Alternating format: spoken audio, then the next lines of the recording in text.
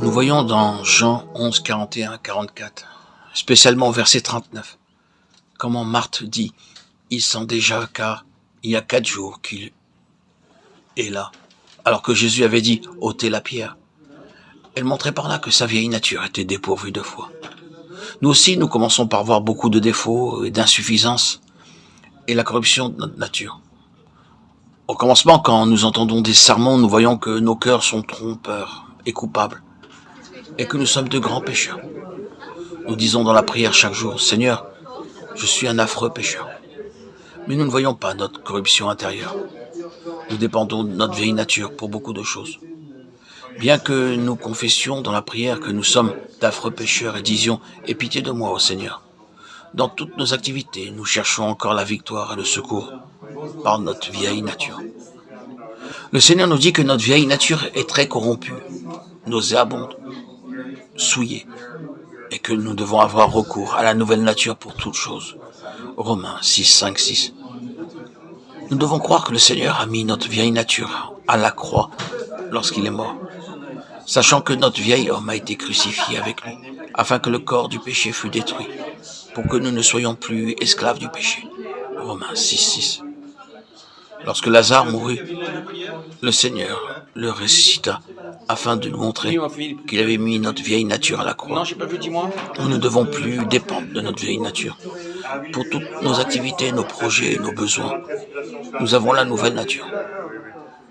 Quand vous commencez à prier, par la foi, dites « Seigneur, Jésus, tu es ma vie, tu es ma force, ma sagesse ».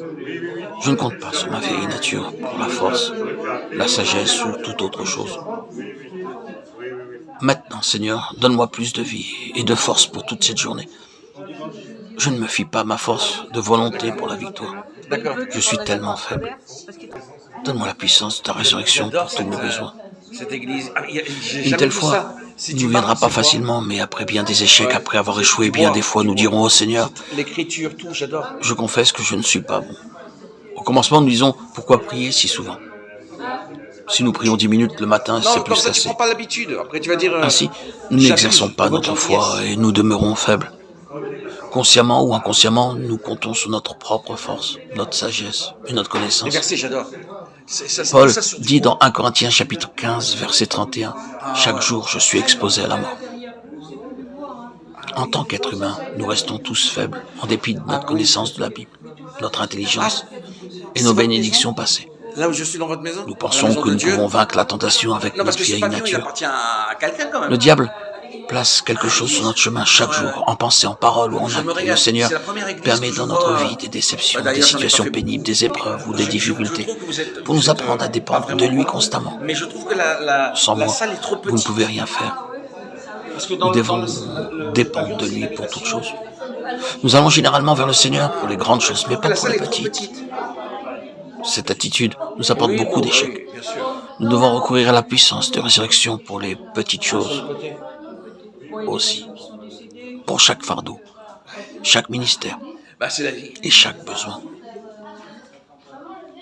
Le Seigneur Jésus-Christ laissa derrière lui son linceul à la résurrection. La pierre fut ôtée et le corps sortit du tombeau. Il sortit lui-même. Mais pour Lazare, c'était à dessein qu'il sortit enveloppé dans son linceul. Jean 11, 44. Si Dieu l'avait voulu, il aurait fait sortir sans linceul. Mais Jésus dit, déliez-le et laissez-le aller. D'autres personnes ont dû venir l'aider. Nous aussi, nous avons tous besoin de la communion fraternelle. Nous ne pouvons pas nous passer de la communion fraternelle. Beaucoup de croyants demeurent spirituellement faibles par manque de communion fraternelle. Il leur est arrivé d'avoir quelques expériences avec le Seigneur, mais ils ne désirent pas avoir de communion fraternelle avec les croyants. Ils restent à la maison, lisent quelques livres et disent « Pourquoi aller là et gaspiller son temps ?» En agissant ainsi, ils méprisent la communion fraternelle. Pour une pleine croissance, nous devons avoir la communion fraternelle comme Lazare eut besoin du secours des autres disciples pour le libérer du linceul. Nous constatons que la prière, l'adoration et le témoignage vont ensemble. Lorsque nous prions seuls, nous ne pouvons pas prier pour chaque sujet, même si nous pouvons prier la journée entière. Quand nous prions ensemble, nous avons la liberté de prier pour beaucoup de sujets. Nous avons une grande joie en le faisant. Il en est de même avec la parole de Dieu. Quand nous sommes à la maison, nous ne pouvons pas recevoir beaucoup de la parole de Dieu, mais quand nous prenons part aux études bibliques,